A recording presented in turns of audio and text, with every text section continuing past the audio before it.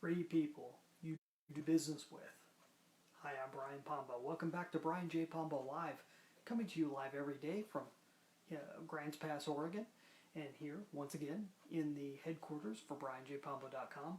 Today I'm going to talk about the different people that you are guaranteed to work with one way or the other. And this is from the book Winning Through Intimidation by Robert Ringer. If you haven't read this one, it's a classic, absolutely worth reading. It's not about winning by intimidating, but winning through the intimidation of others. So how do you go about handling that? First is really understanding who you're dealing with. What about human nature is just immutable? It's just common no matter what. If you're dealing in any form of business, you're going to deal with three different types of people. And he mentions a fourth type, and I'll talk about that also. But the main thing is understanding the three, because these are the three antagonists that you're going to run against when it comes to business. Because oftentimes in business is I'm looking to get something or give something and get something in return, and the other party is looking to do the same thing. So I might be providing services and they might be providing money, or vice versa. Or I'm providing product and they're providing money, and vice versa. Regardless of whatever business you're in a back and forth type relationship. Best thing about online, a lot of online marketing, e-commerce, is that it's set prices. There's not a whole lot of haggling. They buy it, they get the product, they're happy with it, and that's the end of the story. Or if they're not happy with it, they return it, you give them their money back. I mean, it's pretty straightforward and very simple, and hopefully your business works a lot like that. But the more interaction you have with people, and the higher the prices that you deal with, you tend to deal with very strange types of people if you work around the people long enough. This is I read this book years ago, and it was right before I had a client, and we're going to call him Phil.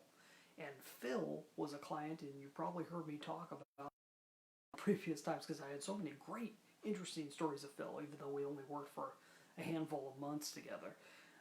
This particular client is a type of person that Robert Ringer was talking about. I'm going to read you this section where he talks about the three different types of people. See if you can recognize any of these with the people that you work with. Type number one is the person that lets you know from the outset, either through his words, his actions, or both, that he's out to get your chips, poker chips, gambling. He then follows through by attempting to do just that. That's type number one, okay?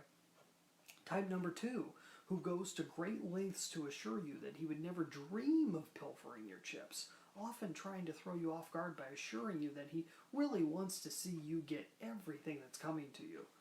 Then, like type number one, and without hesitation, he goes about trying to grab your chips anyways. That's number two, okay? Number three is the person who's like number two, assures you that he's not interested in getting your chips. But unlike number two, however, he sincerely means what he says.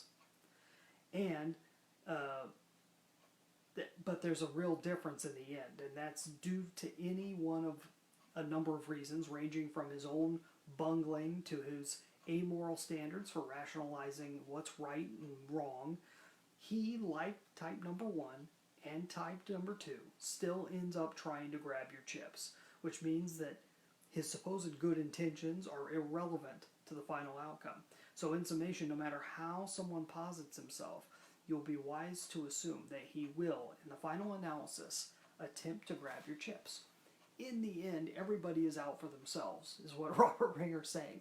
But you are going to run into these types, and they're either completely honest about the fact that they're after a certain end goal for themselves, or you get a person who's completely dishonest but poses as your friend, or the person who really wants to be your friend but doesn't know themselves well enough to end up wanting everything you got in the end anyways.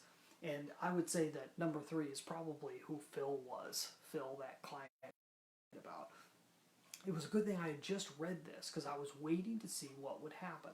I moved ahead forward. One of the things that he really encourages in this book is getting things in writing. It tends to keep people honest, even honest people honest, or at least forgetful people honest. So when people forget what happened or what you agreed upon, it's on paper somewhere so that everyone's on the same page, so to speak.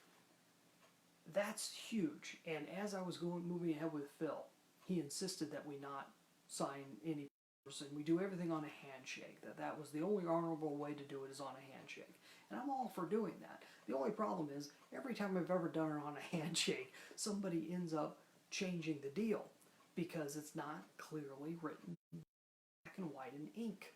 That's the main problem with it, is that whether they mean to or not, it's forgotten about what the original terms were. And sure enough, I watched this with Phil as we were going through it. I said, well, I'll make the stakes low enough to where I don't care, and I'm going to make sure I get paid ahead of time, my part of it, so that I don't care if he ends up pulling the rug out from under me. And everyone warned me about him, and he was super nice, and he was going to do everything right and everything else.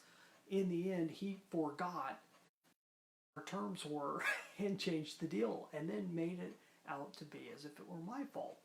Now, this is a common thing over and over again, but I knew going into it, and so I didn't hold it against him. I just realized, okay, that's a lesson for me. This really did help me out a lot, because it showed me something that I had already seen in human nature, but got to see it closer up for a particular type of person, one of those three types. Keep your eye out for those three types and don't let them throw you off. Just realize in the end, most people are after getting their end of the deal.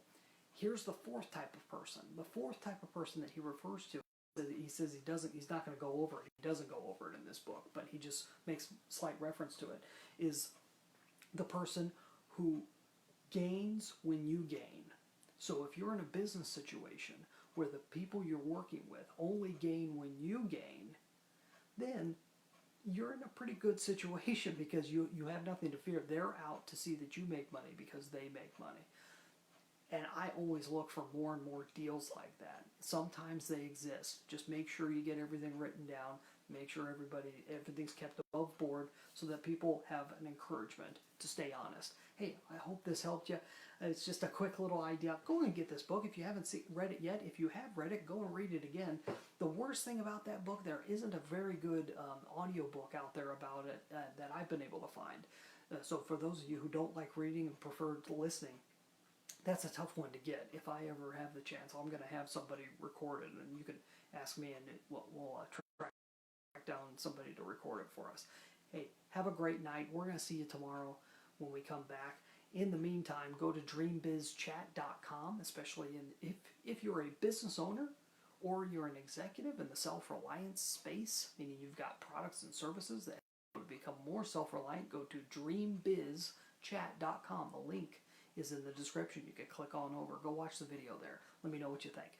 Hey, the rest of you, have a great, get out there and let the magic happen.